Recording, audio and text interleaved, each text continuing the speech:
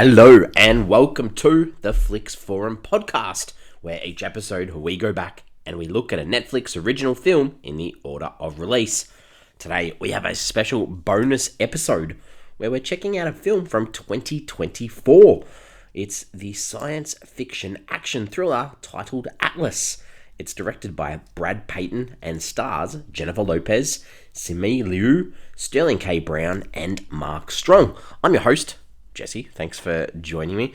As always, we do spoil films as we go on this podcast. So if you haven't checked out this new film, Atlas, yet, it's only been out for a couple of days. So give us a pause and come back a little bit later on because we're going to talk about this film as we go. So the start of our show is the Fast Flicks, where we do a quick little summary of what the film is all about. So this one's about a woman who must stop an AI terrorist who wants to end humanity. Intriguing.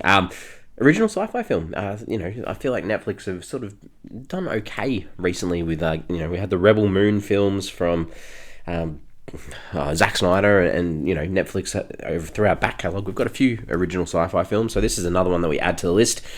Netflix have obviously got a bit of a deal going with Jennifer Lopez as well, where last year we had The Mother, which was more of a thriller style film, not necessarily a sci-fi, but obviously big name Hollywood cast. Mark Strong's in there too, Sterling K. Brown after his recent awards sort of campaign that we saw at the back end of last year, start of this year, so big cast. Let's get into it. How did this film end up on Netflix? I guess it's a little bit... There's not a lot really about this story. Really, the screenplay was originally written by a guy called Leo Sardarian, and Aaron Eli Colletti performed some rewrites before Simu Liu, Sterling K. Brown, and Abraham Popoola joined the cast in August of 2022. In September of 2022, it was reported that Lana Parrilla had joined the cast with principal photography beginning on August the 22nd, 2022 in LA, Los Angeles, as well as New Zealand, where it then wrapped on November 26th of 2022. The director said Titanfall, the film, was an inspiration for the visual look of this film as well. Very interesting. This did hit Netflix on the 24th of May, 2024. Reportedly has a budget of over $100 million, which would make this Netflix biggest female-fronted film so far. Big budget. I think a lot of it probably went into a lot of the special effects and CGI. It's been put on the 2024 Reframe Stamp Award for feature films so far as well. Translations around the world. There's only one translation that was different, that wasn't Atlas, and that was in Chinese. It's called Alien War Realm. Interesting, because I'll probably talk about this a bit later. Not sure how this will fare in China, or if it will get a release. This one not only has one tagline, it doesn't have two taglines, doesn't have three. This film has 4 taglines. Sport for choice for these ones. So the taglines for this one of them is "The future of humanity is in her hands." Okay, very straightforward. The second one, "Prepare to risk everything for humanity's future." Well, humanity plays a big part in this film, obviously. The third one, "Prepare to go beyond what's humanly possible." Again, humanly, not humanity, but close. And then the last one is "Prepare to face humanity's greatest threat." I'm not sure that the AI terrorist is humanity's greatest threat. But again, obviously this film discusses humanity. Yeah, we'll put it out there just in case you didn't hear it the first time. What are the critics and audiences saying about this film so far? Obviously, it's been out a few years. Rotten Tomatoes sits at 16%, 1.6 on 62 reviews. That is definitely rotten. The audience has it a little bit higher at 56%. That's on more than 250 ratings, so better than 16%. IMDb, it's at about 10,000 ratings, 5.6 out of 10. Letterboxd hasn't actually got a consensus yet. It's been logged by nearly 7,000 people though, and on Metacritic, not too good. It's on that traffic light system. The critics have it in that red, so for horrible, so 38 out of 100 on 25 critic reviews. Audience a little bit higher, 5.3 out of 10 on 35 reviews. So that's in that yellow section of the traffic light system. What are my early thoughts for this film? It's nice to get an original sci-fi film, even if it does have a very, very generic story thread. In saying that though, I probably did want to enjoy it more than I did, as sci-fi does have this great ability to highlight issues from the real world and sort of comment on them. And this one doesn't really do that effectively, and that's probably the biggest letdown in this film for me. So a little bit of frustration. That's okay. We'll get through this film. So the characters, we'll have to talk about the characters. Atlas is our main protagonist. She is a very complex character, I'd like to say, even if those complexities are literally just told to us through sort of dialogue drops. Atlas has lots of issues. The biggest being that she doesn't trust artificial intelligence, AI, because the villain in this film, Harlan, it's like, he's like a stepbrother, I guess, and he broke her trust, and he's the reason behind her not liking AI, and why she's taken up that, I guess, occupation of being a counter-terrorist. She's addicted to coffee, in case you don't work that out. She's flawed. She's hostile. She's emotionally unstable. She's vain. She has no family. She's no good at exams. She can't trust anyone. But she's also driven, especially through the motif of chess. We see this chess piece throughout this film. She's always wanted to be this ranger too, and has lots of regrets about the death of people, including her mother. And I guess what I'm trying to say is that she's very flawed. In case you didn't work it out, she's flawed, and she really likes humanity. Harlan Shepherd, the villain, this AI creation of Atlas's mother. I guess, he was created to help humanity, but has become this AI terrorist and has fled Earth into space. Has no other mission on his mind other than to destroy humanity now. And always puts traps out and is one step ahead of everyone, which the audience is told about so they know that this will happen. As I'm talking about this, I'm making this film sound a lot worse than it is. Colonel Elias Banks, another one of these characters that we see. He's the head of this big artificial intelligence synced army who wants to take Harlan down and has lots of hesitations about Atlas, but knows her wealth and knowledge of Harlan will come in handy, so takes her on his side. The other sort of person, I guess, that we probably need to talk on from that point of view is General Jake Booth. So he's Banks's boss as well as Atlas's boss, and he's the only person in the film who never gives up on Atlas and has faith in her the whole time, unless you count this character Smith as humanity. And Smith is this AI system that Atlas has to bond with throughout the film and spends a majority of the film with. So that's the only other sort of take on that too. The only other villain in this film is Cascus Deacus, who's this evil bad guy who does Harlan's work. Interesting character, doesn't really have any traits that you can talk about other than being bad. All right, the director, Brad Peyton. Brad Peyton's actually a pretty big name. 19 directing credits. The biggest ones include a lot of films with The Rock, The Journey to the Center of the Earth 2, The Mysterious Island, as well as San Andreas, and the film, the film called Rampage, which also stars The Rock as well. So into these big sci-fi, sci-fi, adventure, fantasy type CGI films. That's where Brad Peyton gets his paycheck. Scenes. What are some scenes that stood out? What are some things I didn't like in this film? I think the visuals to start off with, I guess the world building, not too bad. There's this 28 years into the future update of the Hollywood sign on the Hollywood Hills. That looked really cool. I liked that. I thought visually that stood out and sort of grabbed my attention. There's one scene where there's soldiers that are looking for this villain called Casca, and they head into this apartment block, and we get lots of sort of X-ray vision and trying to work out who's human, who's not, and they go to attack him, and he ends up taking everyone out. I thought that was a cool little action sequence. And finally, Casca comes back from the dead. He's sort of, I guess, cloned throughout. But there's one scene where Atlas puts a chess piece through his head. That was cool. Apart from that, what are some things I didn't like? I think Booth, who's the boss, the general guy, he's adamant that Atlas stays on Earth at one stage, so doesn't want to send her off to go and chase this bad guy Harlan. She's needed on Earth, but there's this one quick argument from Banks, and Booth's like, cool, let's go get Harlan. Just laughable.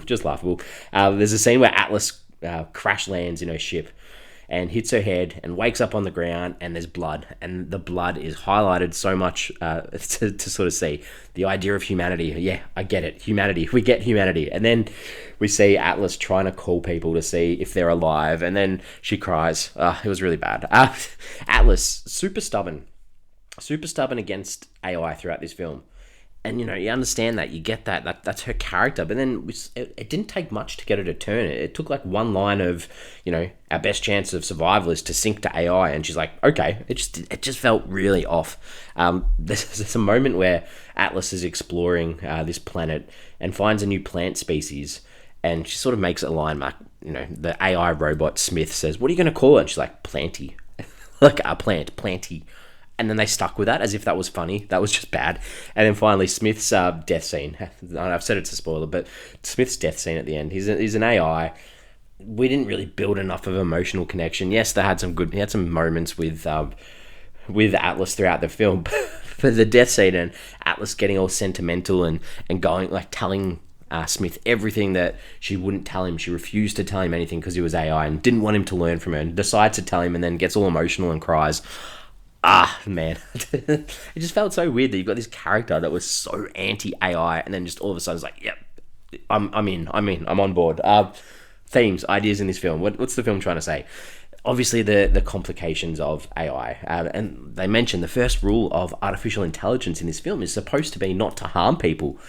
But that idea that AI is constantly learning and destroying jobs, and that idea of trust, AI, it's not that bad apparently, so you should trust it. And there's this little bit of a redemption cycle, I guess, like especially through Atlas, she's overcoming this trauma, this guilt of her past, that idea of moving on. And who could forget the idea of humanity? What does it mean to be human? How do you define it? Is it about responses, making choices, having a soul? Does it mean to disappoint? But I guess at the same time, what's wrong with that too? What did I take away from this film? I guess I probably wasn't expecting the massive amounts of CGI. But as I watched the film, I wasn't aware of the budget costs possibly of over $100 million. So I think that probably surprised me. It wasn't horrible CGI, but the same thing when you've got a Netflix film, Netflix possibly have little cinematic releases at times for their films, but a majority of people are going to be watching this on their television screen, streaming it. Sometimes it just doesn't look as good as it possibly could on a big screen. And I guess I sort of touched on this a little bit before with the translations. I was very interested to see that this had a translation in Chinese, because there is no way that this will get any sort of release in China. Harlan, the villain, as an Asian actor, it won't get released. And obviously, Netflix are happy to play that line because they're not super focused on theatrical releases or a market in China. So interesting sort of play there. IMDb, we often have a moment where we go, hey, did we jump onto IMDb to look any of the cast up and see if we recognized any of them?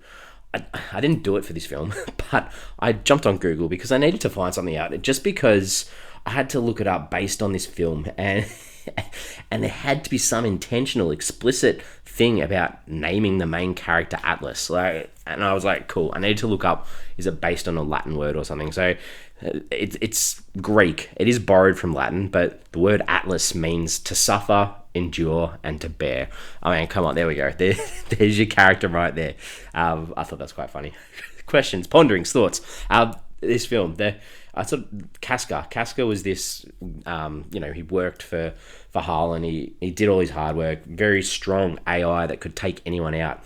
Why did they need him to be the face that could keep appearing, keep regenerating, or keep being cloned?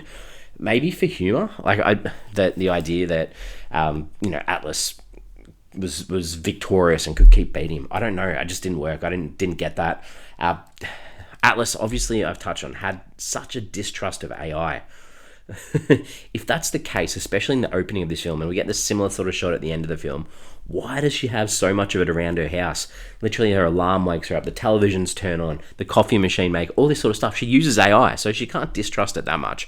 And obviously, towards the end, she doesn't anyway. And I may have missed this, but I feel like Booth, played by Mark Strong, his character name, I feel like it was only mentioned right at the end. I'm sitting through the whole film going, Mark Strong's in this film. What's his character's name? I feel like they only maybe they touched on it early, but it was clear right at the end. I thought that was a weird choice, and I was super confused with the overall message. I have to put it out there, because the main protagonist, Atlas, was super against AI and the dangers of it, but then just turns around and accepts it, and I didn't believe that. So is this film saying that we should just trust AI and just accept it? I'm not sure that that's how you go down this path of this film, especially with so much happening with AI at the moment. Even, recently in the world, you've got that idea that Scarlett Johansson, her voice being used as an AI voice and without permission, and all these types of things. It's just an interesting sort of take on it. And that idea of human minds linking to robots, is that a little bit scary? Is that where we're heading? Why don't they play more on those lines and stick with it, rather than having your main protagonist just switch sides halfway through? Very, very interesting. I'm ready to wrap this up. We give the films a rating out of 5 on this show. J-Lo, I mean, she does what she can, especially when she's expected to spend half this film playing off a computer, playing off a voice. But the most disappointing thing for me is the way the AI messaging is actually done. It feels undercooked, and it did let the film down. So I'm giving it a 2.5 out of 5. Not the worst film, but definitely on that low end scale. We're on socials. We're on Instagram. We're on Facebook. We are on X, formerly known as Twitter. The question for this episode, I just want to ask, have you used AI to make life easier? I think we all have. Even if you think about when you use Microsoft Word or Google Docs or any of those things, autocorrect, the computer, the AI is predicting the word that you're trying to spell and correcting it for you. So 100% everyone has. Silly question for me, really, but probably what are some more extreme versions of AI, like auto-driving cars or Chat GPT, those types of things? Have you used them to make your life easier? I think Chat GPT is great at times, really good resource that you can use. But when saying that, there are so many times that I've used it and it's shot out completely incorrect information, especially Australian context or things to do with the Australian film industry. Some really big errors in there. So I think you do need to be mindful when using it too, that you probably need to fact check some of the stuff that you're looking at. Anyway, we're done. This special episode's done. We are out on a Monday with a new episode every single week. We're 300 plus Netflix original films in order of release, plus 50 bonus episodes as well. So if there's a Netflix original film that you've seen, we've probably done an episode. Give us a search, give us a listen, give us a like, give us a 5-star rating on your favorite podcast platform to keep us going around. As always, thanks for listening, and I'll see you for our regular episode on Monday.